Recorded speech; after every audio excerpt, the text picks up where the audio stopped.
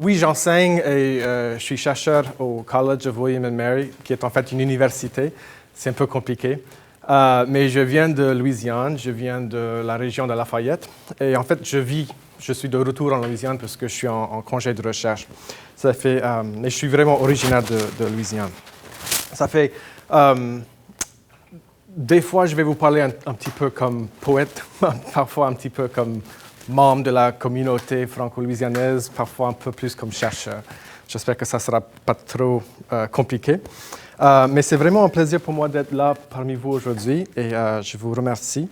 Pour parler un petit peu de mon parcours, parce que c'est un peu bizarre, comme le parcours de presque tout le monde qui parle français en Louisiane, qui a moins de 40 ans, on a une raison pour laquelle on parle français. Je viens de Louisiane et en fait, je suis plutôt musicien de formation, mais j'ai commencé à m'intéresser aux faits français en Louisiane vraiment quand j'étais en France, parce que j'avais commencé ma maîtrise, mon master, comme on dit en France, en musicologie, et c'était vraiment, après cette expérience d'être en Alsace, de voir la langue alsacienne, qui est un dialecte germanique, où j'ai pu mieux comprendre notre situation en Louisiane. Et donc, dès mon retour en Louisiane, j'ai commencé ma maîtrise en français et me voici. Non, je plaisante.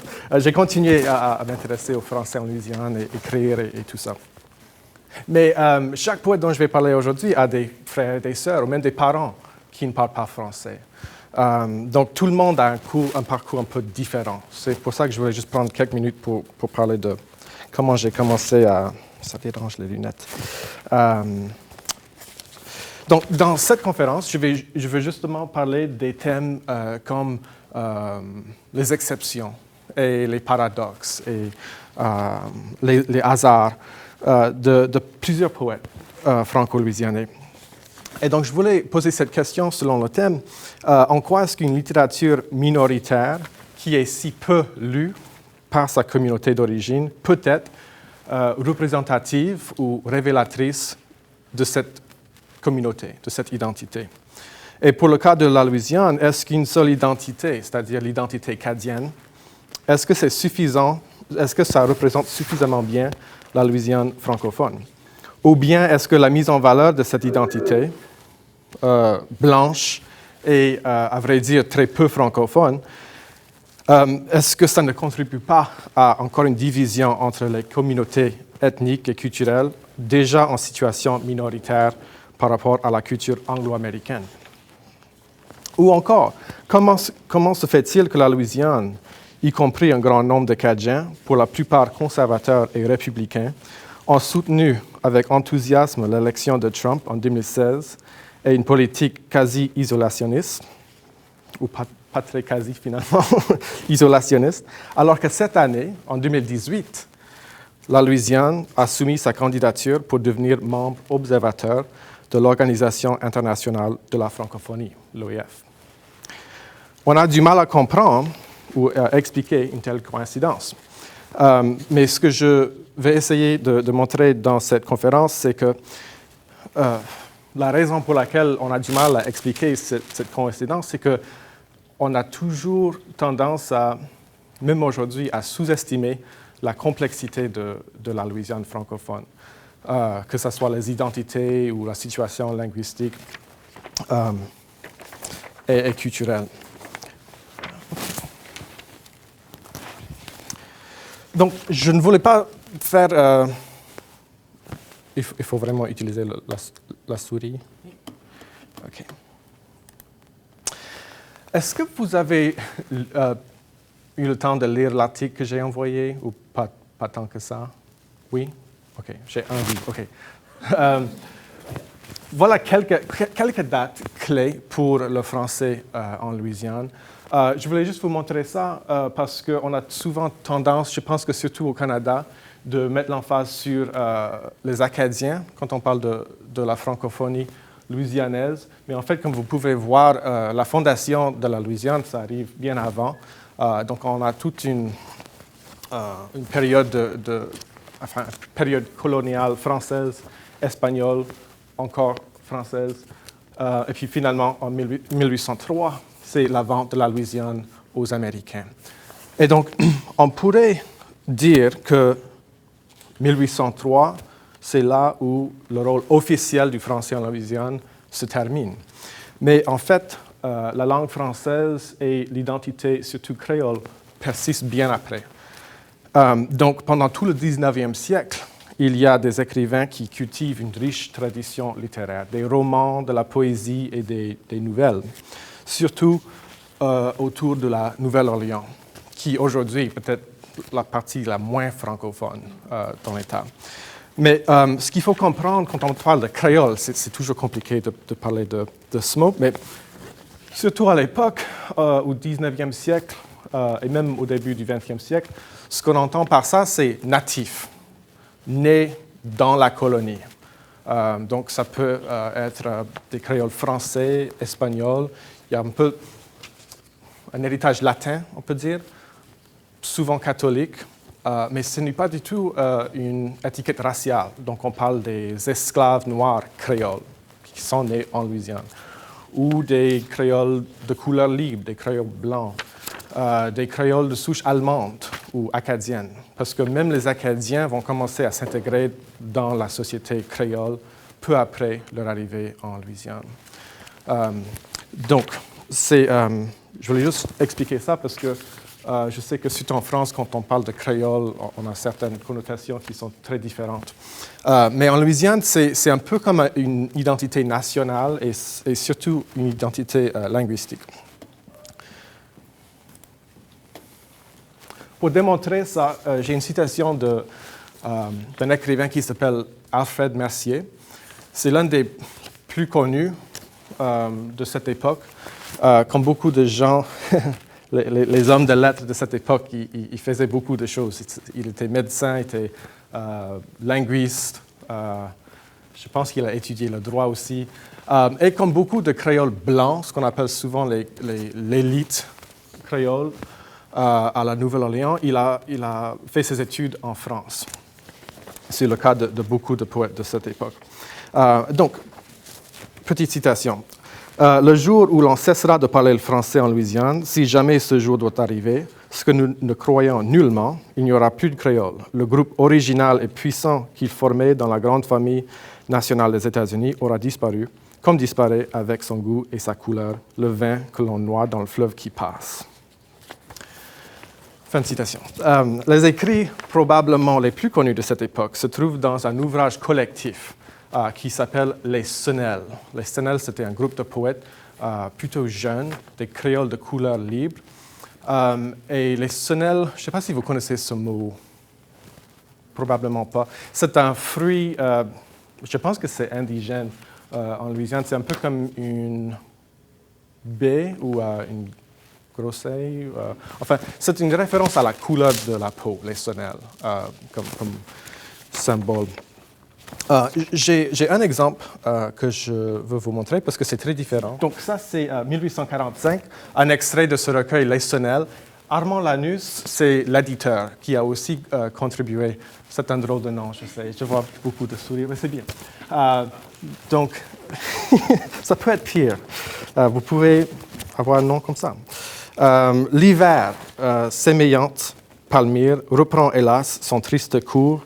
Décembre, les vents tout conspirent pour effaroucher les amours. En les ralliant, la folie donne partout l'heureux signal. Bannissons la mélancolie. Voici le temps de carnaval. Donc, même si c'est un poème qui porte sur le carnaval, ce festival qu'on associe si souvent à la Nouvelle-Orléans, si vous regardez le style, c'est vraiment classique.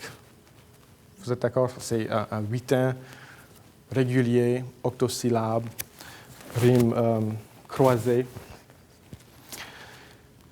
C'est un français tout à fait similaire au français écrit et parlé en France à l'époque.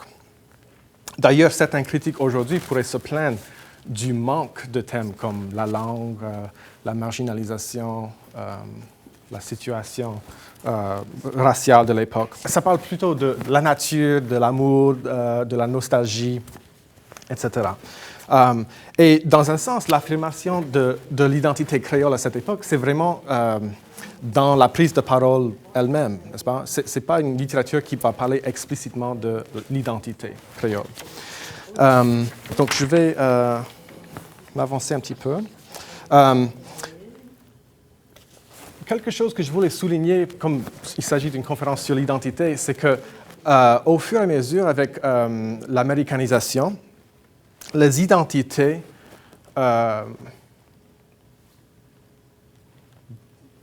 francophones, même créolophones, de la Louisiane vont commencer à changer et à se simplifier. Donc, j'ai une image pour vous montrer, parce que c'est vraiment complexe à cette époque-là. Pardon, j'ai sauté ça. Donc, ça, c'est une image faite par mon collègue Joseph Dunn. Oui, ça. Vous arrivez à lire? Quand même. C'est peut-être la résolution.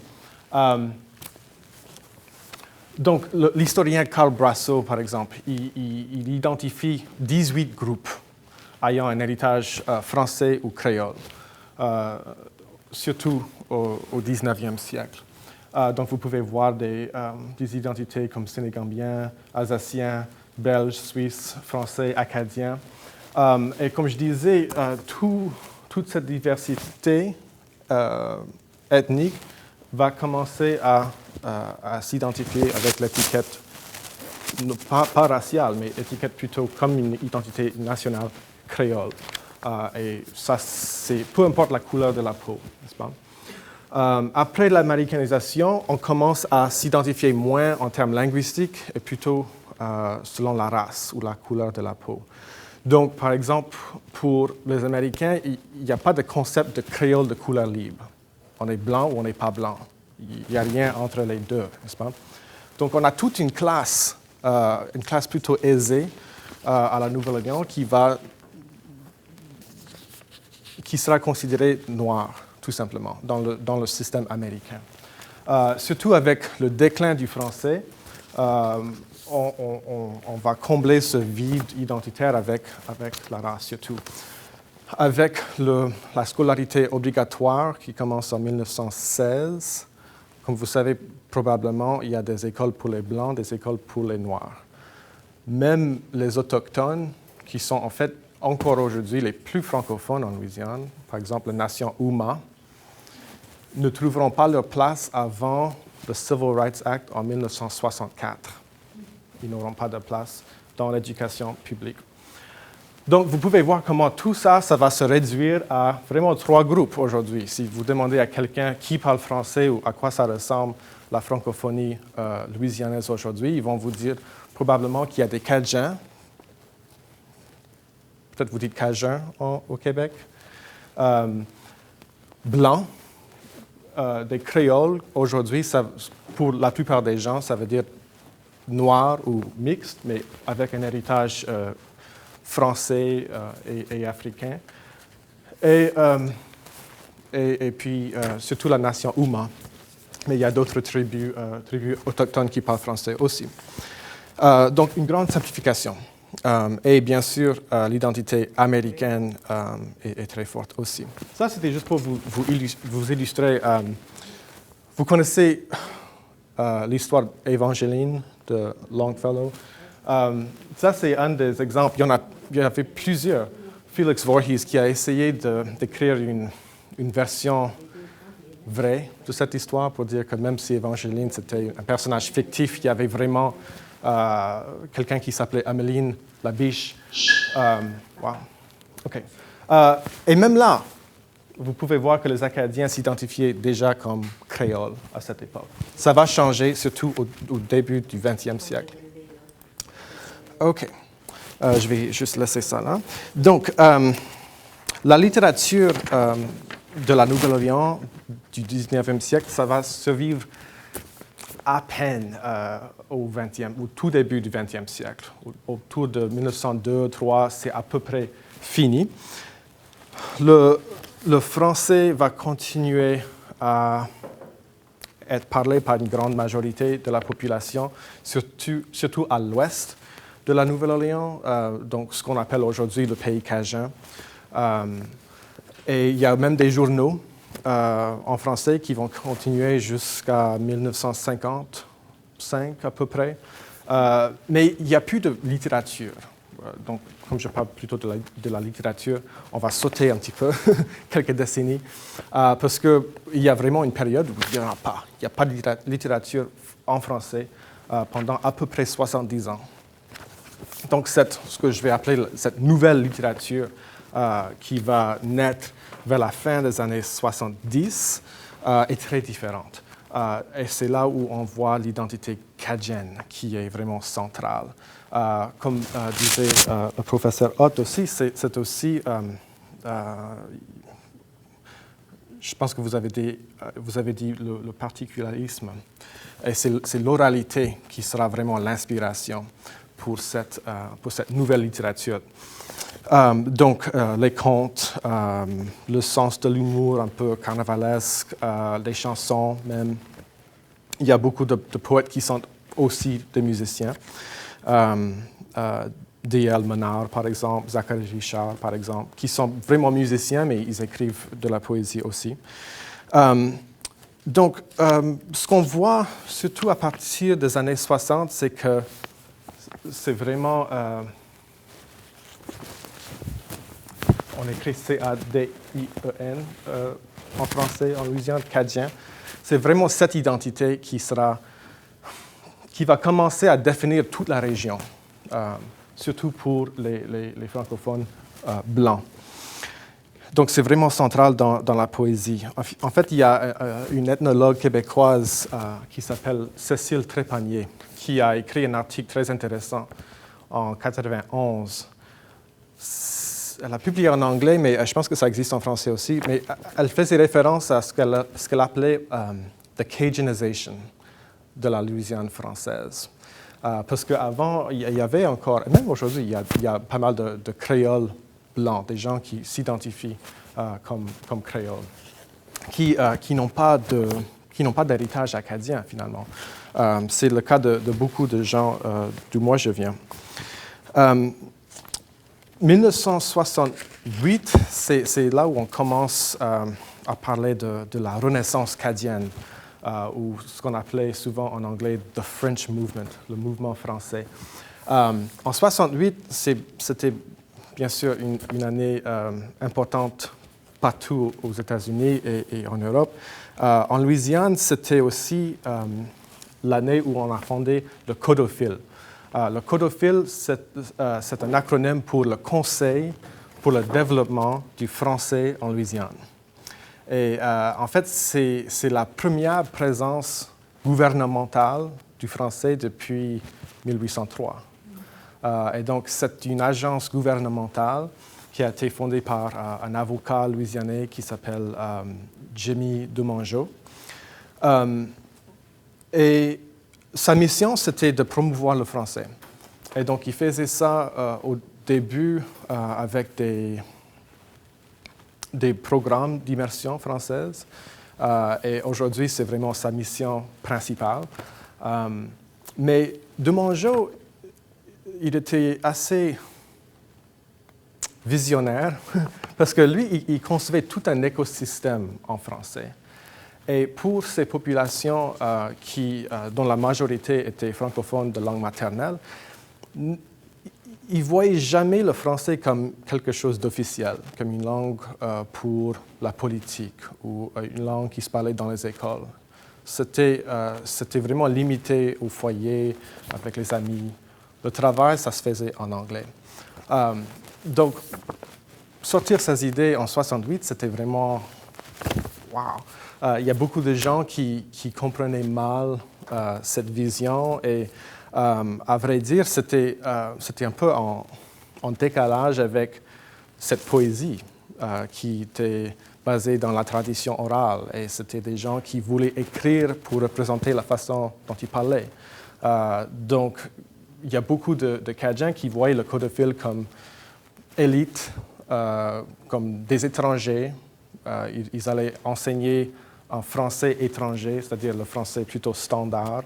Et même aujourd'hui, il y a beaucoup de gens qui ne croient pas vraiment que le français louisianais peut s'écrire. Donc, il y avait beaucoup de conflits à l'intérieur de la Louisiane aussi, avec le CODOFIL. comme je disais, l'identité cadienne est vraiment centrale dans cette nouvelle littérature. Si vous regardez les titres des œuvres les plus connues, par exemple le poème de Jean Arsenault, « Je suis cadien ». Une troupe de théâtre communautaire qui a monté au moins une vingtaine de pièces, c'était le théâtre cadien. Ça se trouve un peu partout. Et ça, il faut comprendre, c'est un peu nouveau à l'époque, même dans les années 60, 70. Ce n'est pas un terme que tout le monde utilisait. Et en fait, pendant longtemps, c'était même considéré comme étant péjoratif comme description. Donc, cette littérature s'inspire de la tradition orale. Et ce qui est un peu intéressant, c'est que les militants francophones des années 70 et 80, ce n'est pas la génération qui a été punie à l'école pendant des années. Parce que, j'ai oublié de mentionner, en 1921, il y a cette nouvelle constitution de l'État qui va rendre l'anglais la seule langue de l'instruction. Et donc, on a toute une génération, même plus, de gens qui ont été battus, qui ont été punis, humiliés à l'école, juste pour avoir parlé le français dans l'école. Même pas en classe, juste si quelqu'un entendait le français, c'était vraiment brutal. Donc, on a toute une génération, c'est-à-dire la génération de ma grand-mère, qui arrête de parler le français avec leurs enfants. Et je dirais que ça, plus que vraiment n'importe quel autre événement historique, c'est ça qui a vraiment créé cette rupture avec la langue. Donc, on va voir que c'est très, très difficile de rattraper toute une génération qui arrête de transmettre la langue. Donc, rendu aux années 70 et 80, de la génération, par exemple, vous connaissez Zachary Richard. Lui, il appartient, comme Barry Ansley, comme quasiment tous les poètes dont je vais parler dans un instant, ils n'appartiennent pas à cette génération qui était punie à l'école. C'est les enfants de cette génération. Donc, il s'agit vraiment d'une réappropriation de la langue de leurs parents. Et ils vont commencer, comme j'ai dit, avec la tradition orale. Et à l'exception d'un recueil de Deborah Clifton, qui est une poétesse créole de couleur, qui elle écrit en créole, en français et en anglais, quasiment tous les autres recueils, on retrouve l'identité cadienne vraiment de façon très présente. Même si c'est une littérature qui parle beaucoup de l'identité du français en Louisiane, c'est aussi une littérature qui s'ouvre et qui trouve de l'inspiration ailleurs, surtout chez les cousins du Nord en Acadie et même au Québec. Je vais citer Barry Ansley. Barry Ansley, c'est un chercheur et un poète. Comme écrivain, il a un nom de plume, c'est Jean Arsenault. C'est aussi un ami d'enfance de Zachary Richard. Ils sont très proches. Et donc, lui, il a commencé à faire la connaissance des poètes acadiens comme Herménégilde Chasson et au Québec aussi, Michel Lalonde, par exemple. Donc, une petite citation de Barry Ansley, Jean Arsenault. Sur la même scène ont paru des poètes francophones, y compris Michel Lalonde et Raoul Duguay du Québec, Herménégilde Chasson de l'Acadie et Jean Arsenault de Louisiane. Il parle de lui-même. Là. Cette expérience nous a mené à organiser en 1979 une version de Paroles et musique en Louisiane, qui a finalement produit Cris sur le Bayou, publié à Montréal par les éditions Intermède en 1980. La première publication littéraire en français en Louisiane depuis la disparition de la littérature créole française vers la fin du 19e siècle. Fin de citation.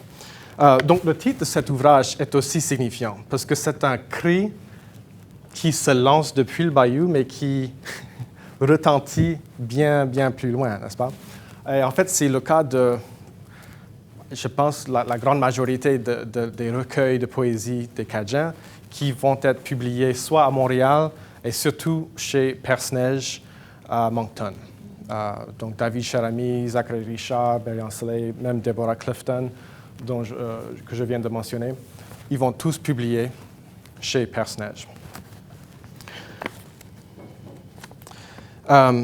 Mais c'est pas un hasard, pour une fois, dans ma conférence, c'est pas un hasard que le lieu de sa publication, c'est Montréal, parce qu'à vrai dire, la Louisiane francophone n'est pas vraiment prête à s'engager de façon conséquente. Parce que là, c'est au même moment où Zachary Richard chante « Réveil ». Vous connaissez cette chanson? Donc, les Louisianais ont plutôt dit chut. Non, je suis un peu méchant, mais c'était vraiment un grand décalage entre la réception de cette chanson, surtout au Québec et en Acadie et en Louisiane. Et pour citer Barry Ancelet encore, il décrit bien cette différence culturelle entre la Louisiane et l'Acadie. Il dit « En 1975, la performance que Zachary Richard a faite de cette chanson, Réveil, a carrément provoqué des émeutes à Moncton, où les Acadiens commençaient à revendiquer leurs droits sociolinguistiques et culturels. La même année, il a chanté au 2e Festival de musique acadienne à Lafayette, en Louisiane, avec un drapeau acadien dans une main et le poing levé. L'auditoire n'a rien compris de son geste, se demandant pourquoi il semblait si fâché. » Donc, ces liens avec l'Acadie et avec ailleurs au Canada francophone, il y a de l'inspiration, mais ça provoque aussi une certaine frustration chez les poètes cadiens avec leur propre communauté, qui sont beaucoup moins engagés à cette époque que leurs cousins du Nord. Je voulais vous faire écouter un petit extrait de ce poème. Vous avez lu un petit extrait, ou quelqu'un a lu un petit extrait dans l'article. Je vais vous faire écouter un autre extrait, et en fait, c'est Zachary Richard qui récite ce poème. C'est le poème « La vérité va peut-être te faire du mal », qui est aussi une référence à une chanson cadienne de Nathan Abshire, assez connue. Mais qu'on ne peut pas laisser dehors, peur qu'il va casser le bric-à-brac, mais n'aie pas peur, mes vieilles poules. Je suis rangé, bien présentable, mes cheveux bien léchés, mon soude bien propre. Yes sir, no man, capable d'aller en société polie, bonne de couillon, bonne de gars. Il y a quelques bonne de rien du tout, on s'en fout, vous saviez combien sont on jouer les misérables, faire des couillons pour les touristes américains. Je pense que ton grand-père serait fier de te voir devant ton miroir déguisé en mangeur de matin. Putain, c'est moi. En 1974, je pétais feu, je bousculais la cabane. Je criais seul au long du bayou tard la nuit, les habitants cachés derrière leurs portières et dans leur lit, leurs couvertures couvrant leurs yeux et leurs oreilles.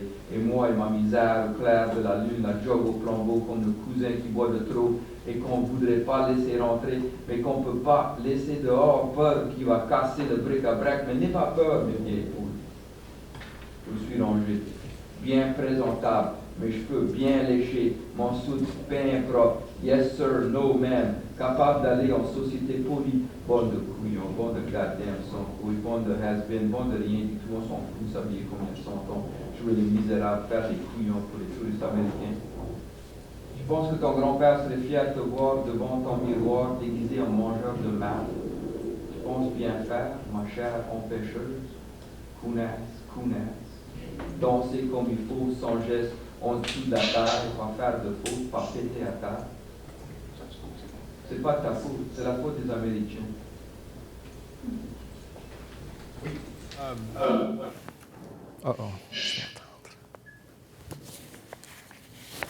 C'est bon? OK. C'est peut-être mon poème préféré. C'est assez long, donc je voulais juste vous jouer un petit extrait. Mais on retrouve c'est vraiment comme une accusation, beaucoup de frustration qu'on retrouve dans d'autres poèmes aussi. J'avais une petite vidéo, mais je pense que ça va être plus simple de juste lire un petit extrait. C'est du poème que j'ai mentionné tantôt, « Je suis Cadien ». On dit souvent que c'est le premier poème cadien. En fait, c'est très long, c'est comme un petit livret qui montre un peu la progression historique et identitaire, où ça commence par « Je suis français ou j'étais français, je suis devenu acadien et puis finalement je suis devenu cadien, je suis cadien. Donc ça, c'est vers la fin de cet extrait. Il dit je suis devenu cadien avec des voisins français et espagnols, allemands et africains, Atacapa et Chitimacha. J'ai fait une nouvelle vie, j'ai fait une nouvelle identité, j'ai fait la pêche, j'ai fait la récolte, j'ai fait l'amour, j'ai fait des enfants, j'ai fait l'histoire. Mais les Américains ont acheté ma terre dans une affaire pour une autre terre, une affaire que je comprenais guère. Eux, ils ont bien compris. Eux, ils sont venus en Nouvelle-Acadie pour faire des commandes, pour déranger la paix. Le soleil s'est couché. Acadie tropicale, Acadie tropicante, Acadie mon ami, tourne-toi de bord, tu ronfles trop fort, tais-toi et reste tranquille. Ton temps est longtemps passé, on n'a pas trop envie que tu vives, vraiment, pas trop. On a peur de réveiller la force qui dort en paix, enfin. On est bien assez content de te faire rêver doucement, sans y croire, pas encore. Donc, il parle de la folklorisation du français. Et aussi une sorte de trahison. Ancelet Arsenault, il a un autre poème qui s'appelle Colonialisme. Donc, colonialisme et le nihilisme ensemble. C'est très difficile à prononcer. Mais qui parle des Cajuns qui se sont complètement intégrés dans la société américaine, qui sont devenus par la suite des politiciens, qui étaient complètement assimilés, qui ne voyaient plus l'importance du français. Donc c'est quelque chose qui s'est fait à l'intérieur de la communauté. Ce qui est un peu ironique dans tout ça, je trouve, c'est que moi, en tant que Louisianais, et je connais un petit peu les gens de ma communauté, s'il y avait quelque chose de vraiment important à dire à la communauté, le meilleur endroit pour s'assurer que ces propos n'atteignent jamais les oreilles des Cajuns, ce serait de les cacher dans un recueil de poésie écrit en français, publié au Canada. C'est le dernier endroit où on chercherait ce genre de propos, n'est-ce pas? Parce que, encore à cette époque-là, quasiment la totalité des francophones de langue maternelle ne lisent pas cette langue. Ils ont été éduqués en anglais. Donc pour eux, c'est vraiment une langue orale. Et je ne dirais pas que le marché pour la poésie est vraiment très important, même en anglais. Je trouve qu'il y a une certaine ironie qu'on retrouve ces propos, comme je dis, un peu cachés dans ces recueils de poésie publiés ailleurs. Donc, ça me force à poser cette question, comme littérature, comme ancrage identitaire. En quoi est-ce que c'est vraiment représentatif des Cajuns, finalement? Et on commence à voir un peu plus tard, par exemple en 97, le recueil de poésie de David Charamy, par exemple, je vais lire un petit extrait, où on voit plus une identité linguistique et pas forcément cadienne. Parce que déjà dans les années 70 et 80, c'est vraiment pas la même chose. C'est pas parce qu'on est cadien qu'on parle français et vice-versa. Même aujourd'hui, je ne dirais pas que les Cajuns sont les plus francophones. Les gens que moi je connais qui sont très impliqués dans cette, ce mouvement, je ne sais même pas si c'est la moitié qui s'identifie vraiment comme Cajun. C'est vraiment deux choses pour moi, deux choses très différentes. Donc, pour démontrer un petit peu comment ça commence à changer vers une identité simplement linguistique, un peu comme l'identité créole du 19e, David Charamy écrit dans son poème « Vers l'âge de 2 ans », je me rappelle quand j'étais toujours dans cette place. Noire et chaude, mes parents me parlaient. Enfin, ils se parlaient, mais je savais qu'ils parlaient de moi. Anglais, français, père coup de pied, comme ceux que je donnais au foie de ma mère, comme ceux que je donnerais à sa foi. Il sera dur d'expliquer tout ça quand j'aurai oublié ma pensée pour apprendre une langue étrangère. Donc, encore une accusation, cette fois-ci envers ses propres parents qui lui ont privé de cette langue qu'il voulait apprendre finalement. Et ça pose aussi plusieurs questions à propos de la fragilité de cette identité acadienne. Si on ne parle pas français, si on n'est pas catholique, qui parle de la foi, si on n'a pas d'ancêtre acadien, qu'est-ce qui reste finalement? Et à mon avis, on commence à voir surtout vers cette époque, à mon avis, deux identités très séparées. Encore plus tard, Kirby et Jambon, ça vient de son premier recueil, L'École Gumbo. Il en a deux autres. Le deuxième, en fait, ça a gagné le prix Henri de Régnier de l'Académie française. C'est le premier Louisianais pour gagner un prix de l'Académie française. Ce poème s'appelle « Qui se connaît ». On est français, mais pas français de la France. On est, mais on n'est pas tout à fait acadien, tout en étant American, mais pas américain, qui voulait dire anglophone pour les Acadiens américains. On a des grands-parents qui étaient déportés de l'Acadie, ou peut-être l'Acadie, ou peut-être que pas. Ces questions sont si pertinentes parce qu'elles représentent si bien la situation actuelle en Louisiane. Qui se connaît?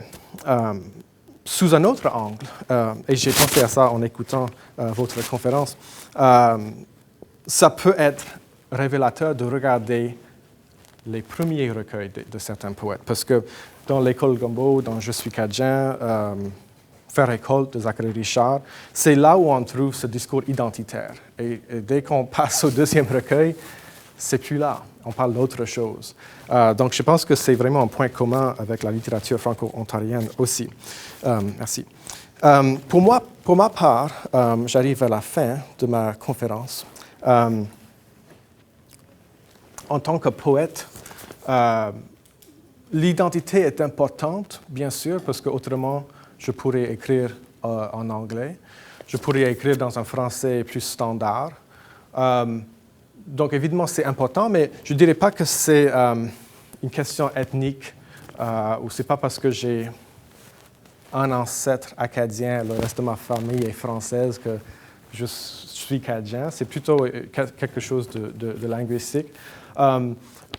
Je trouve beaucoup d'inspiration dans la langue elle-même. Par exemple, j'aime bien m'amuser avec le dictionnaire du français louisianais, retrouver des vieux mots.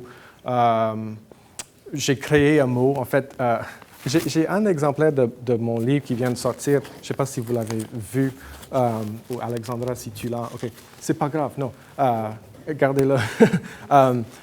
Ça s'appelle le hantage. Moi, je vais dire le hantage, parce qu'on prononce tous les H aspirés en Louisiane. Parce que je trouve que c'est important de pouvoir créer des mots nouveaux. Sinon, c'est vraiment mort, n'est-ce pas? C'est un peu comme la hantise. C'est sur la mémoire, comment on assume des souvenirs douloureux, par exemple. Donc, chaque chapitre, c'est comme une étape dans ce processus. Donc, je ne vais pas vous raconter tout le livre, mais je ne parle pas de l'identité. C'est beaucoup plus personnel, n'est-ce pas? Mais l'identité est quand même importante parce que je choisis d'écrire dans un français qui est vraiment louisianais. Et pour moi, un peu comme on en a discuté tout à l'heure, quand je parle de l'identité, c'est plutôt dans mes articles où je viens de finir un documentaire sur l'identité qui s'appelle Finding Cajun. Et je trouve que c'est là où je veux parler de l'identité et de ces changements, mais pas forcément dans mes propres poèmes. Donc, pour vraiment finir, où est-ce qu'on est? Où est-ce qu'on est? On ne sait pas qui se connaît, mais où est-ce qu'on est aujourd'hui? Quelle est la différence entre la francophonie louisianaise aujourd'hui et celle des années 80-90? Quelques différences importantes. On a des écoles d'immersion françaises qui ont maintenant à peu près 5000 élèves et ça grandit très, très vite. On a une maison d'édition complètement francophone, Tintamarre, qui publie en numérique aussi. Donc, on n'est plus obligé de publier nos livres ailleurs. Ma fille, qui a à peu près 2 ans, elle sera la première enfant francophone de langue maternelle dans ma famille depuis la génération de ma grand-mère, ce qui est quand même, c'est pas rien, qu'on dit, au sens français, parce qu'en Louisiane, c'est pas rien, ça veut dire je vous en prie, ou c'est vraiment rien. On aime bien la double négation chez nous. Pour vous montrer une image qui résume ça c'est mon livre, pour résumer ce changement, ça c'est actuellement en exposition au Musée d'art à Lafayette. C'est une exposition faite par une amie, Maggie Perkins, qui travaille depuis quelques mois au Code de Fil. Et ça s'appelle « Le français louisianais, mythe et mouvement ». Et ça fait référence à ces lignes, parce que, comme je disais, dans les années 20-30, les enfants qui se faisaient attraper en train de parler en français étaient obligés souvent d'écrire 100 fois au tableau « I will not speak French at school ». Et donc, ça représente ce changement.